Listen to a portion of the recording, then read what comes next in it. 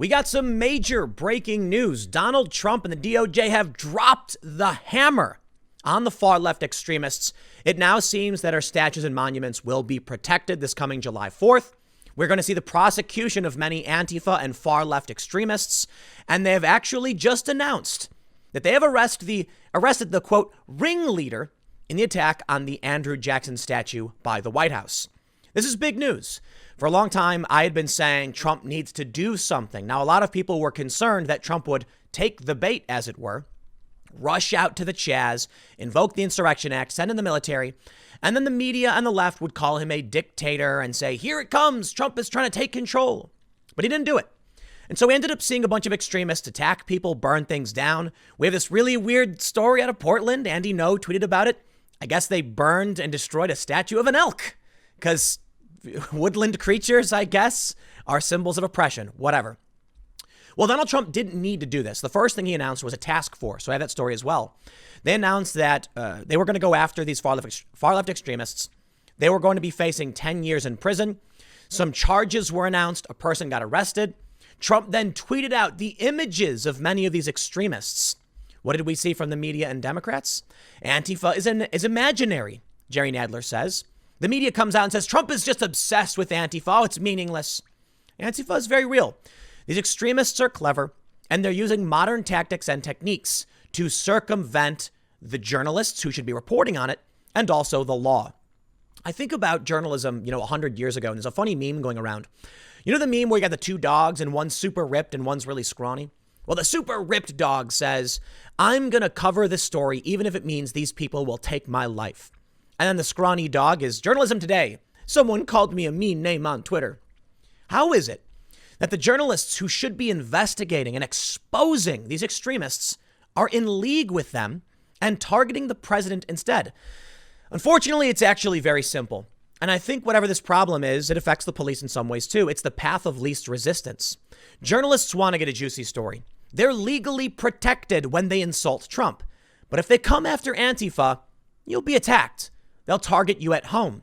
And this affected someone like Andy No. And it turns out this man, this ringleader who was just arrested by the feds, allegedly had attacked Jack Posobiec, a conservative personality as well. And now you know why many of these journalists just fall in line, because they don't want to wait around to see which one of these extremists will threaten them. And it's bad enough they get harassed on the internet. But let's read this story and see exactly what's going on with Trump. We got big breaking news about this upcoming 4th of July. The DHS is being deployed. I believe it's the Federal Protective Services will go out and defend monuments. That's a big, bold move. That's Trump literally doing something. And Bill Barr doing something as well. I got to say, I'm kind of impressed. It's not some ridiculous authoritarian measure. It's not bringing in the troops. It's just some federal cops. I'm going to go stand around some statues. Hey, that's something, right? That's better than nothing. And these prosecutions, what can I say? Let's read the story.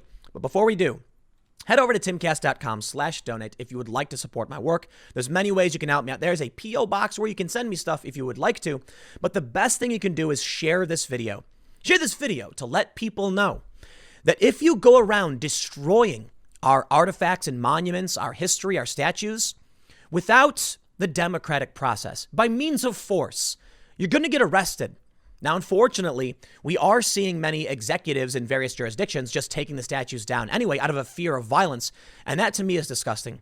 Many of these statues deserve to come down, in my opinion. The Confederate statues, for instance. But they have to be brought down by a vote, a democratic process in which we, the people, decide should this stay or should it go. Now, I got all these different feelings, right? Everybody's got feelings. But just because I feel a certain way, I don't like the Confederate statues, doesn't give me the right to tell you have to live the way I want you to live. That's no way to live. So this will be a reminder to everybody that the DOJ, that the government, law enforcement is kicking into full gear, and the hammer is being dropped on those who would try to suppress the rights or circumvent the rights of the democratic process to instill their authoritarian worldview and their sense of justice. So yeah, share the video. But if you just want to watch, then hit the like button, the subscribe button, the notification bell. Let's read the first story from Fox News. Feds arrest ringleader in attack on Andrew Jackson statue by White House. Jason Charter was arrested at his residence Thursday morning, sources say. They say federal law enforcement officials on Thursday arrested a man in Washington they call a ringleader in the recent attempt to destroy the Andrew Jackson statue in Lafayette Square near the White House. Law enforcement sources tell Fox News that Jason Charter was arrested at his residence Thursday morning without incident and charged with destruction of federal property. These sources add that Charter has connections to Antifa and was in a leadership role on the night of June 22nd when a large group of protesters tried to pull down the statue. I'm sorry, I get it, Fox, but they're not protesters. Call them something else. Rioters? No, protester is not the right word for this. They're trying to destroy public property. I don't know. Extremists? Whatever. They were very organized, a federal law enforcement official said. Charter was on top of the statue and directing people. They had acid, chisels, straps, and a human chain preventing police from getting to the statue. Charter is expected to make an appearance, likely virtual, in U.S. District Court in Washington on Thursday, Fox News is told. Protesters say the Andrew Jackson statue is offensive because he was a slave owner and because of his treatment of Native Americans. You know what? I agree. It's absolutely offensive. 100%. Now, what do you do about it? You propose something. You take it to the city council. You've got the mayor on your side who painted Black Lives Matter on the street. Certainly, you've got sympathetic local leaders. You state your case. You make you give your argument, and then people vote. And guess what? They're likely going to vote against you. Well, that's a reality. This guy was a president of this country. There's a big statue of him for a reason. People like the guy. They're likely not going to agree with you tearing it down. But I tell you this, we are a country of reform. Changes can be made. This is not the way. It's not how you get what you want. It's how you end up in prison. And now, potentially, these people are facing, 10 years. Now, outside of this, the rioters, Trump is dropping the hammer on these people. I'm just going to say it again. He dropped, banging the gavel. Some of these people are facing decades for the rioting. But let's read more. A magistrate judge in Maine has transferred Lloyd's case to federal. Another man, Graham Lloyd, 37, turned himself in for similar charges in Portland, Maine, and had an initial appearance in federal court there on Wednesday afternoon.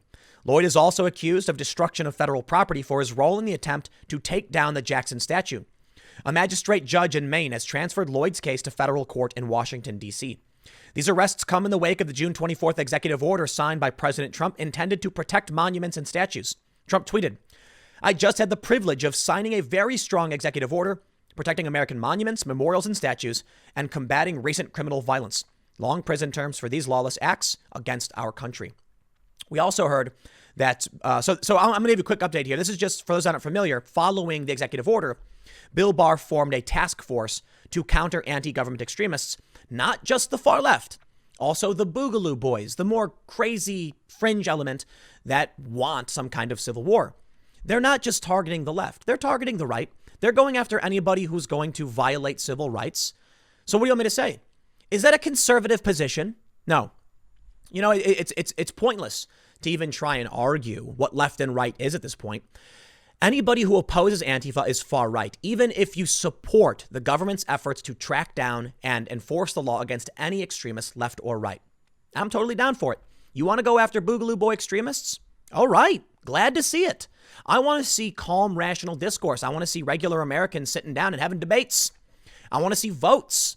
I want to see real reform. I'm all in favor of police reform. I'm all in favor of having a discussion about these statues, but not destroying things and tearing them down. Because first and foremost, that is authoritarianism. You do not have the right to force your worldview on someone else. We all live under these systems of laws and rules, and we try to change them to the best of our abilities. So no, you can't do that. But more importantly, we need to have calm discourse, because if you escalate, if you get violent, then don't be surprised when other extremists get violent too. And that's what nobody should be advocating for this. The people who advocate for this do not understand what life is really like in a conflict zone. Bill Barr recently issued a statement after the closing of the Capitol Hill Autonomous Zone, or the CHOP, in Seattle, saying that he commended the police chief, Carmen Best, for her courage and leadership in restoring the rule of law in Seattle. I'm not going to read through everything, mostly because it's just a general statement saying, the rule of law has been restored, and because this wasn't necessarily Trump's action. But I highlight this just because Bill Barr is stepping up and saying, restore law and order. Those who do, you have my respect.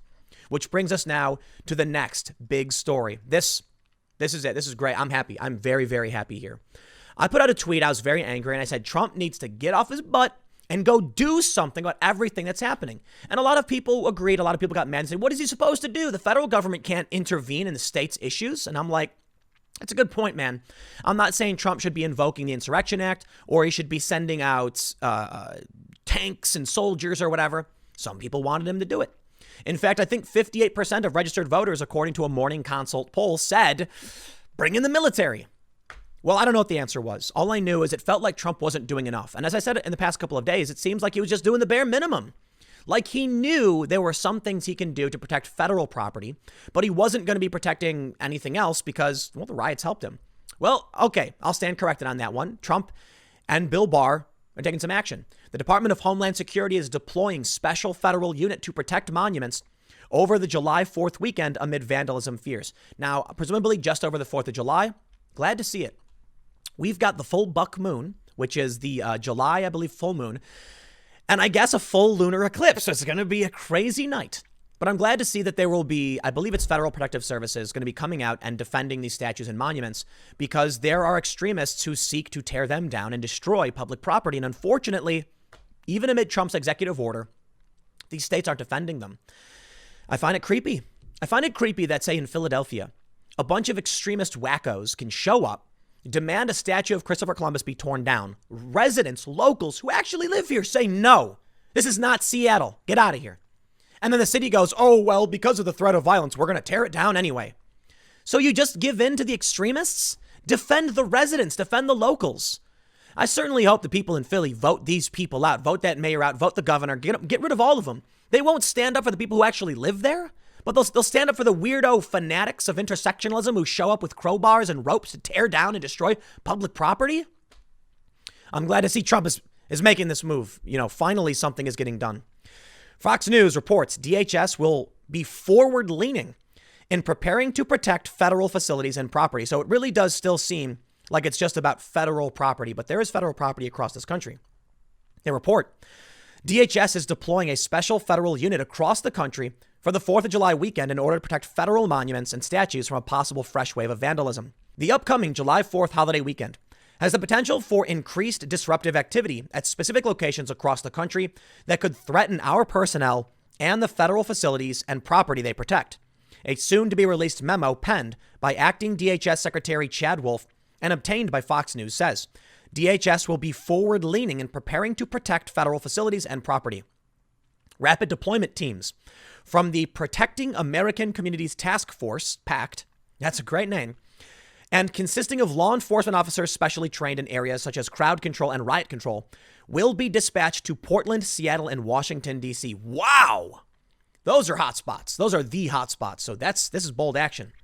Additional RDTs will be dispatched regionally so they can be flown into any other area within a few hours should unrest spark up in other cities across the U.S.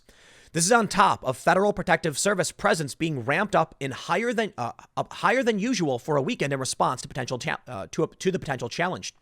Hundreds of FPS officers will be protecting facilities, and DHS has identified hundreds more in case they need assistance. Is a typo there, sorry. The move marks an aggressive response by the Trump administration to push back against the violence and vandalism seen aimed at monuments in recent weeks, an offshoot of the initial protests in response to the George Floyd incident that we get. While initial targets were Confederate generals and figures, it quickly spread to others, including Abraham Lincoln. It also spread to abolitionists, a man who died in the Civil War, who emigrated here, a staunch abolitionist, and he fought for the Union. They tore his statue down too. And now they're burning a statue of an elk in Portland because I guess woodland creatures are also symbols of oppression. Sure. I wonder if they're oppressing symbols of an oppressed group because, you know, elk are prey for humans. So it's like, are they now the fascists? I guess. I mean, I can't imagine why anybody would want to tear down Ulysses S. Grant. I mean, I guess you can argue he's a president, but what about the abolitionist guy in Wisconsin? Now, that just seems weird. They say in D.C., protesters recently tied ropes and tried to topple a statue of Jackson. The breaking news update now being the dude actually got arrested. But it's not just this. Donald Trump, when I say he's dropping the hammer, I'm not talking about a couple of arrests here and there. I'm not talking about some dudes showing up to stand in front of a statue and say, no, tear down my statue. I'm talking about Trump's Justice Department targeting Black Lives Matter demonstrators as domestic terrorists. Nice try, Vice. Can't believe I used to work for this company. It's so sad, isn't it? Vice used to travel some of the most dangerous places in the world, talk to gang leaders. I know, I did it. Now they're trying to conflate extremists who throw Molotov cocktails at cops with the demonstrators. Listen, man, I have praised the demonstrators who went out and laid in the street in a mass. And it was, I guess you can't call it a die-in. It was like an arrest in, where everybody shows up and they lay down, put their hands behind their back. That's peaceful protest, man. You have my respect and support with all that peaceful protest stuff, even though I disagree with your cause. 100%. I support your right to speak up and engage in these protests. As much as I can complain about the ideology and all that, I love the fact that we have free speech. I don't love the people who show up with Molotovs and try and start fires and burn things, but Trump is coming after them too. The DOJ is going to be targeting these people with terror charges. And Trump is, and the people who have been arrested for trying to tear down statues haven't gotten the worst of it, and they're lucky. They're going to be facing, I guess, up to a $250,000 fine, 10 years in prison. But everything that's been going on is being, look, it's obvious this stuff happens, okay? We know full well these things happen. We know who's doing it. We know who the far left is. We know some of their names. Just follow Andy No on Twitter. I've now referenced him 3 times. He testified for Congress recently, remotely, mind you, but he knows the names of these organizers. Antifa is very real. Take a look at this story. The Democrats would tell you otherwise. Why? Why are they defending these lunatics who want to destroy things? Ex-Antifa member slams Nadler for calling far-left group imaginary. That's just false. Well, let's read this, and then I'll show you some more updates, because the media just loves doing it. The media just loves defending Antifa. Gabriel Nadales, a former member of Antifa, responded on the Ingram Angle to Jerry Nadler's statement that Antifa was imaginary. That's just false. I mean, the only thing that's imaginary here is Nadler's sense of justice. The protests I attended weren't imaginary. Also, the windows that I regrettably broke, they weren't imaginary. Yet every single time that we have left-wing politicians that deny and ignore and even justify Antifa violence, it's only going to continue to grow. Yeah. It's not a left or right-wing issue. Sorry. Think about the state of politics today. They would say Tim Pool is right-wing. Why? Well, I don't believe, I don't follow the narrative just because they're wrong all the time. It's funny when people are like, did you know that Donald Trump once did this thing? And then like a day later, it's like, Donald Trump didn't actually do thing, correction issued. So is it surprising when I'm like, no, that's not true. Trump didn't do that. And they get mad at me for saying it. That must be right-wing. Why? I don't support, for the most part, his policies or Republican policy. There's a few things I overlap on because most regular people would. Yeah, this is where we are today. You must support Antifa as they tear things down, destroy things, threaten lives, literally kill people in Seattle. Otherwise, you're right-wing. Is that for real? Is that where we are today? Sorry, I'm not interested in playing that game. Antifa is very real. And the tactics they use are clever 4th generational warfare tactics and moving into 5th generational warfare. I'm not an expert on 4th and 5th generational warfare, but the general idea is in 4th generational warfare, Antifa purposefully acts as a cellular structure, meaning the parent organization is kind of a call sign where they know if you have the tattoos, if you have the flag, there's no real leadership, but they know that you'll provide them with resources, safe haven, organizational infrastructure, etc. By not having a parent hierarchy, they avoid their leaders being arrested. What they do have, though, are cell level leaders. So there are certain named branded cells. They have legit names. They fly the flag. They use the symbol. And there are leaders and organizers. This guy knows it. This guy is saying straight up he was a member of an Antifa group. They have logos, okay? I try to avoid naming them, so forgive me, but yes. One of the most prominent is Rose City Antifa. I'll name them just because everybody knows. This is an organization with named members, with named leaders, with financing, funding, and they pretend like they don't exist. You also have other organizations like By Any Means Necessary. Straight up call themselves Antifa or Antifa groups, and it's part of the same ideology. It's the far left intersectionalism and communist ideologies. But the reason they don't have an appointed hierarchical organization under the brand Antifa, it's an umbrella for all their organizations, is that the police would immediately go in and arrest them. So when you see people like Nadler and you see the media rush to the defense, Trump's Antifa tweet is right-wing catnip with potentially troubling consequences. Scant evidence of Antifa shows how sweeping the protests for racial justice have become. Here's one. Understanding Antifa, what do anti-fascist Chicago want? Trump declared them terrorists. Local members say nothing could be further from the truth. Thank you for all of the support you're giving to them. The best example of the strategy is the Washington Post. Scant evidence of Antifa. Are you nuts? No, you just don't do your jobs. You're not journalists. That's the thing. You've done not even a Google search to see. They're not going to show up and loudly proclaim themselves as the leaders of Antifa unless they're doing it as a joke to make a point that they're not. But organizers for Antifa cells that can operate and cluster and join together and move around quickly that share the same ideology were involved in many of these things. If you paid attention, you'd see their names get released. I don't want to say their names, but yes. It's funny when people ask me, they're like, what are their names, Tim? I just Google it, man. Follow Andy No, okay? Because he publishes their mugshots all the time and explains who they are and what they do. And that's why they really, really hate the guy. They smear him with every name in the book to go after him because he's the one who's putting out their names and doing the real work, and they beat him up for it. Yes, they exist, they're real, and there is evidence. Here's the thing, though. You see, the Washington Post doesn't understand that Antifa-related groups use these new generational tactics to avoid being named in the press, to being named by police, to manipulate and exploit our justice system. They want regular people to show up wearing all black. That's why they say, come out and protest, wear all black. That way they can get away with crimes and you will get arrested for it when you show up. They use these tactics. They are loopholes in the system. Take a look at what happened on Trump's inauguration day. I believe it was inauguration day in D.C. They told everybody to show up and wear black. That way, then when they went around destroying things, the cops couldn't do anything about it. They arrested everyone, and they tried leveling conspiracy charges against people for wearing black hoodies and black pants, arguing that they were aiding and abetting those who would commit violence by shielding them. They failed. The tactic worked. Antifa organizers and individuals were able to wreak havoc on D.C. using regular activists as human shields, and the cops couldn't do anything about it because we have a justice system that seeks to protect the innocent. They are exploiting our goodwill. It is what they do. So please stop defending them, because I'll show you what. Check this out.